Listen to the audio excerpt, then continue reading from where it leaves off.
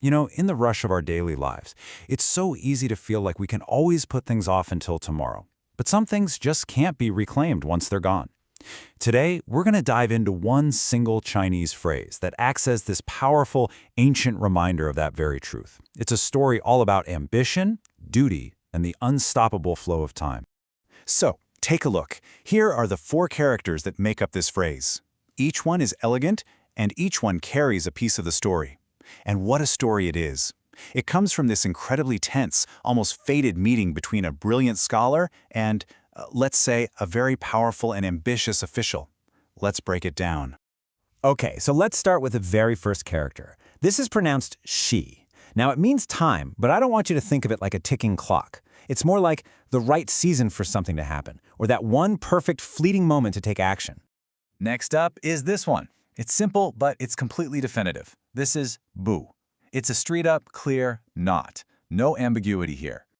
The third character is where this idea starts to become personal. This is wo, and it means me. You could even extend it to mean us. It really grounds this whole concept in our own lives, in our own experience. And the final piece of this little puzzle is zai. This character simply means to wait for. So, we have all the pieces now. What happens when we put them all together? All right, so when we put all 4 of those characters together, Shí Bù Wǒ Dài, we get this message that's incredibly direct and honestly pretty profound. Time does not wait for me, or for us.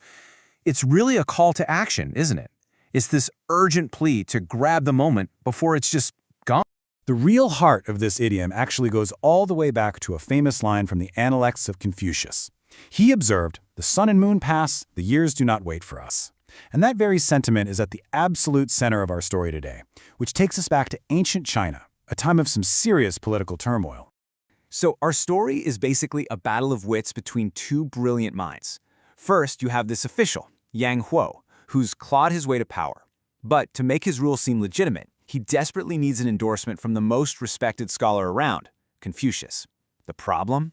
Confucius sees him as totally corrupt and wants absolutely nothing to do with him.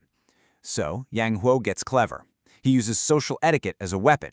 He sends Confucius a gift, a roasted piglet, which, by custom, forces Confucius to pay him a return visit. Of course, Confucius is just as clever, and he plans his visit for a time when he knows Yang Huo won't be home. But, as fate would have it, their paths cross on the road anyway. So there he is, Confucius, basically trapped on this dusty road. And he's facing this huge dilemma.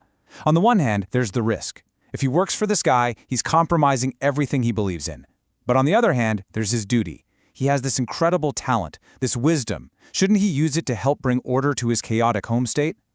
And you can bet that Yang Huo knows this is exactly where Confucius is most vulnerable. So Yang Huo corners him, and he hits him with 2 incredibly sharp questions. First, he asks, to have great talent but to let your country fall apart, can you really call that Ren?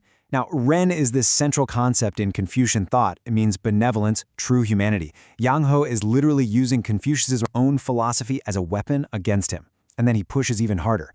To want to serve, but to keep missing your chance, can you really call that wise? And Confucius, he's stunned. He's got no reply. He's completely speechless. And that's when Yang Huo delivers the final blow, the very words that gave us this idiom. The sun and moon pass, and the years do not wait for us. The message couldn't be clearer. Your time to make a difference is slipping away. Hesitating is a luxury you just don't have. It's a perfect checkmate. And with that, Confucius finally agrees to serve. What an incredible story. And even though it happened thousands of years ago, that dilemma just feels so modern, doesn't it? It perfectly captures that tension we all feel between waiting for the perfect conditions and knowing that we have to act in the messy, imperfect world that's right in front of us. It makes you ask yourself, right? How often do we wait around for that perfect moment only to look up and realize it's already gone? It's really remarkable how the wisdom from that one conversation on a road so long ago still resonates so deeply. It speaks to our own ambitions, our anxieties about making the right choice, and that nagging feeling that time is just slipping through our fingers. It's all about the pressure to act and that quiet, heavy weight of our own potential. So how might you hear this phrase used today? Well, it pops up in much more everyday situations. Just picture an office, right? A big project deadline is coming up fast. The manager might try to rally the team and say, We have to work faster. Shí Bù Wǒ Dài. It's just a really sharp, powerful way of saying, hey, the clock is ticking. Let's get this done now. Learn Chinese, one story at a time.